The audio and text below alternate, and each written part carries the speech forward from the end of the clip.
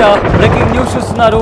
భారత్ పాకిస్తాన్ మధ్య high tension నెలకొన్న నేపథ్యంలో ప్రజెంట్ పాకిస్తాన్లో ఆర్థిక సంక్షోభం నెలకొంది.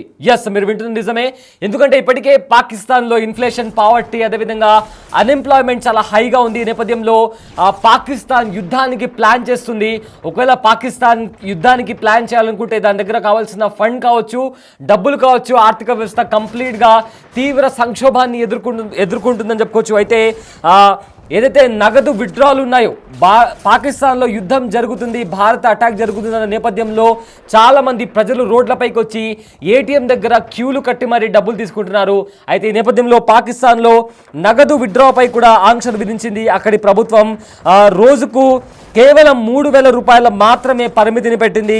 అదేవిధంగా ఈ నేపథ్యంలో ప్రజలు ఎవరైతే ఈ ఆంక్షలు విధించిందో నిత్యావసర వస్తువుల కోసం డబ్బులు కావాల్సిన నేపథ్యంలో బ్యాంకుల దగ్గరికి వెళ్ళి నిలబడిన నేపథ్యంలో కేవలం 3,000 రూపాయల జస్ట్ లిమిట్ పెట్టడం వల్ల అక్కడున్న ప్రజలు తీవ్ర ఆందోళనకు గురవుతున్నారు. అయితే బ్యాంకుల దగ్గర కూడా జనాలు గుమిగూడి మరి క్యూ కట్టి మరి డబ్బుల కోసం వెయిట్ చేస్తున్నటువంటి పరిస్థితి ఇప్పుడు పాకిస్తాన్లో నెలకొందని చెప్పుకోవచ్చు. అయితే డబ్బులు విత్డ్రా చేసుకోవడం కోసం ఏటీఎంల దగ్గర కూడా క్యూ కట్టి రాత్రిపూట అక్కడే పడుకొని క్యూ కట్టి మరి డబ్బుల కోసం వెయిట్ చేస్తున్నటువంటి పరిస్థితి కనిపిస్తుంది. అదేవిధంగా ఈ నేపథ్యంలో మొత్తం అక్కడున్న సిచ్యువేషన్ చూస్తుంటే పాకిస్తాన్లో ఆర్థిక సంక్షోభం వచ్చిందంటూ కూడా ఇంటర్నేషనల్ మీడియాలో కొన్ని కథనాలు వెలువడుతున్నాయి. అయితే మరోవైపు పాకిస్తాన్ యుద్ధానికి సహాయం చేయాలంటూ కూడా అంతర్జాతీయ సంస్థల ముందర చేయి చాచి మాకు సహాయం చేయండి అని చెప్పి మరి చెయ్యి చాచి మరి పాకిస్తాన్ అడుక్కుంటుందని చెప్పుకోవచ్చు. ఎందుకంటే ఇందాక ఒక ట్వీట్ కూడా వైరల్ అయింది.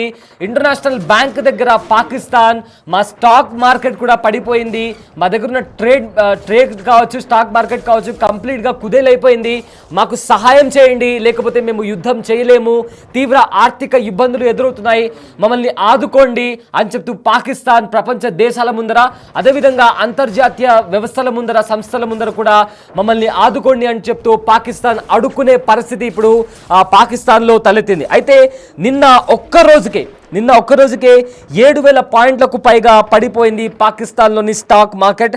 దీంట్లో ట్రేడింగ్ని కూడా పాకిస్తాన్ నిలిపివేసింది. అయితే ఈ నేపథ్యంలో పాకిస్తాన్ ఇన్వెస్టర్లకు కూడా తీవ్ర ఎదురుదెబ్బ అని చెప్పుకోవచ్చు. వాళ్ళు కన్ఫ్యూజన్లో ఉన్నారు. ఇదే నేపథ్యంలో యుద్ధం ఇదే విధంగా కొనసాగితే పాకిస్తాన్లో తీవ్ర నష్టం జరిగే అవకాశం కనిపిస్తోంది. సో ఏవైతే రుణాలు తీసుకొని భారత్తో యుద్ధానికి దిగాలి అని చెప్పి పాకిస్తాన్ ప్లాన్ చేస్తుంది. ఎందుకంటే పాకిస్తాన్లో ఆర్థిక సంక్షోభం నెలకొంది. ఈ నేపథ్యంలో మనం చూసుకుంటే అక్కడున్న జనాలు కూడా రోడ్లపైకి వచ్చి డబ్బులు విత్డ్రా చేసుకునే ప్రయత్నం చేస్తున్నప్పుడు కూడా కేవలం రోజుకి 3,000 రూపాయలు మాత్రమే విత్డ్రా చేసుకోవాలని చెప్పి ఆంక్షలు విధించినప్పుడు కూడా ప్రజల్లో ఒక ఆందోళన నెలకొంది. ఈ నేపథ్యంలో పాకిస్తాన్ IMF దగ్గర, అదేవిధంగా ప్రపంచ దేశాల దగ్గర కూడా చేయి చాచి అడుక్కుంటుంది, మాకు హెల్ప్ చేయండి, లేకపోతే మేము యుద్ధం చేయలేమని చెప్పి అంటున్నారు. అయితే దీనికి సంబంధించి కొన్ని విజువల్స్ ప్రజెంట్ మీడియాలో వైరల్ అవుతున్నాయి. ఆ విజువల్స్ కూడా చూద్దాం.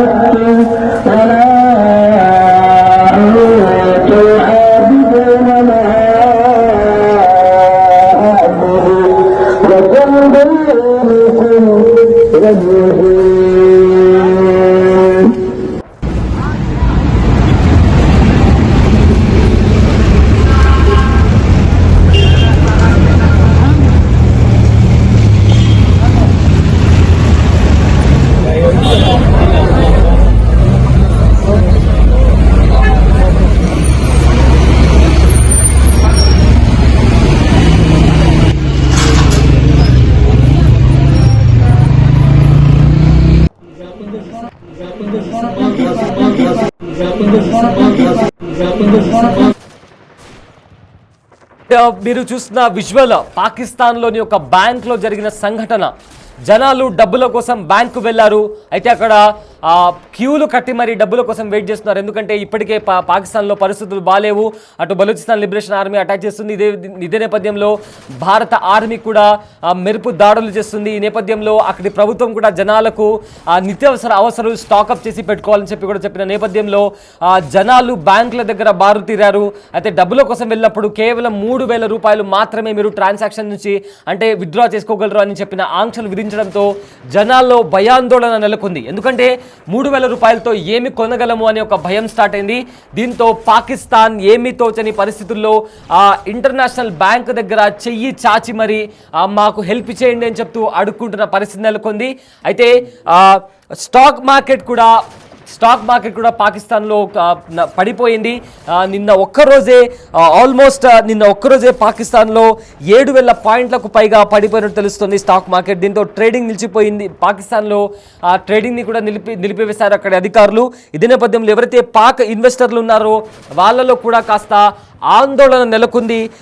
యుద్ధం ఇలాగే ఒకవేళ భారత్ ఇలానే మరికొన్ని రోజులు పాకిస్తాన్ పైన అటాక్ చేస్తే పాక్కు తీవ్ర నష్టం జరిగే అవకాశం ఉంది. ఇప్పటికే ఎన్నో ఆర్థిక వ్యవస్థల ఎంతో సతమతం అవుతుంది. ఏవైతే ఇన్ఫ్లేషన్ కావచ్చు, ఎకనామిక్ క్రైసిస్ కావచ్చు, వీటన్నిటితో పాకిస్తాన్ సతమతం అవుతున్న టైంలో పహల్గామ్లో దాడి జరిగిన తర్వాత బోత్ ఇండియా ఇంకా పాకిస్తాన్ మధ్య హై టెన్షన్ వాతావరణం నెలకొంది. దీంతో జనాలు రోడ్డుపైకి వచ్చి నిరసన చేస్తున్నారు. వాటర్ క్రైసిస్ కనిపిస్తున్నాయి. కంప్లీట్గా డెవలప్మెంట్ అనేది ఆగిపోయింది. సో మొత్తం మీద చూసుకుంటే బ్యాంకుల దగ్గర కూడా జనాలు వచ్చి నిరసన తెలుపుతున్నారు. సో ఎటు చూసినా కూడా తీవ్ర ఆర్థిక సంక్షోభమే పాకిస్తాన్లో కనిపిస్తుంది. సో మొత్తం మీద చూసుకుంటే భారత్తో యుద్ధం చేయడానికి పాకిస్తాన్ ప్రపంచ దేశాల దగ్గర, వాళ్ళ అలైస్ దగ్గర, అదేవిధంగా ఇంటర్నేషనల్ బ్యాంక్ దగ్గర మమ్మల్ని కాపాడండి, మమ్మల్ని ఆదుకోండి అని చెప్తూ అడుక్కుంటున్న పరిస్థితి కనిపిస్తోంది.